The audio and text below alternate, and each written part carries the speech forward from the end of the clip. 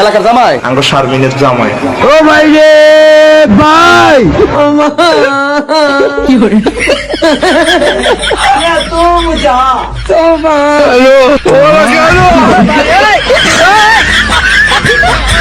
যতই হোক বৃষ্টি আর যতই হোক বন্যা, বিয়ে ছাড়া তো বন্ধু সহ্য করতে পারতাছে না, তাই বন্যার মধ্যে বন্ধু বিয়ে করতে গিয়া এরকম অবস্থা।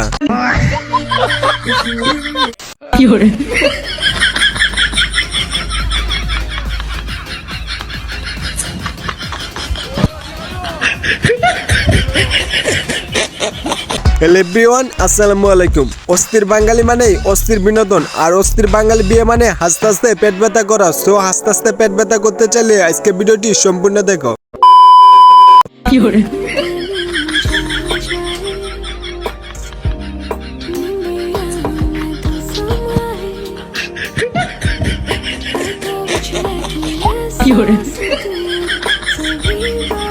মাটিতে শাড়ি বিছাইয়া নতুন বইয়ের জ্ঞান পরীক্ষা করতেছে, অথচ যদি বইয়ের জায়গায় আমি হইতাম তাহলে কার্পেট মনে করে হেঁটে চলে আসতাম।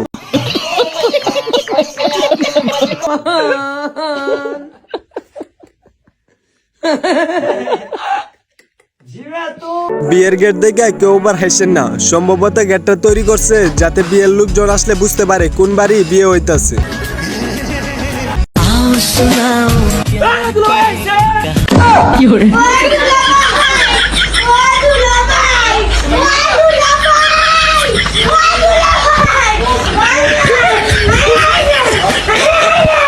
তেমন কিছু না, দুলাভাইয়ের ভাগ্যটা অনেক ভালো, তাই কয়েকশো শালাক ছিল, তাই এখন শালাদের জ্বালায় শ্বশুর বাড়িতে যাইতে পারে না।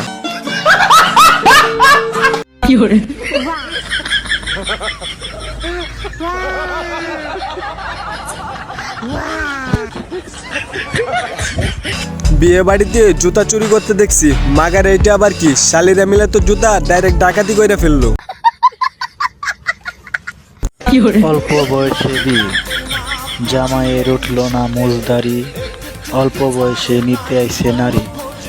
যারা এখনো ব্যাচেলার আছো, বিয়ে করো নাই, তারা এই ভিডিওটা তোমার মা বাবাকে দেখাও, আশা করি কাজ হয়ে যাবে। ক্যামেরাম্যানের কথা শুনে বিয়েটা করে ফেলাইছি অল্প বয়সে, আর এখন এক বাচ্চার বাপ, মাগার রাজমিস্ত্রির কাম করি।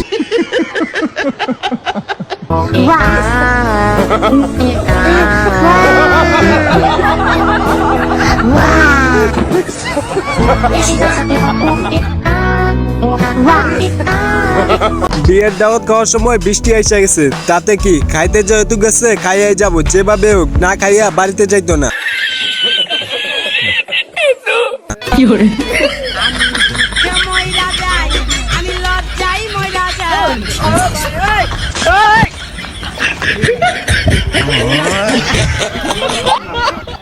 এটাকে বলে অস্থির বাঙালি। বিয়ে বাড়িতে যাই যদি ঘুষ দিতে পারেন তাইলে মাংস ঢাইলিয়া দিব, আর যদি ঘুষ না দিতে পারেন চাইও পাবেন না।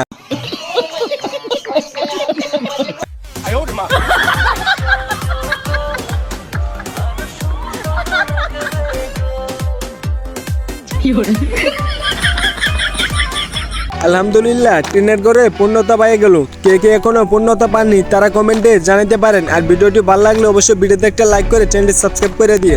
কথা কি ক্লিয়ার না ভেজাল আছে?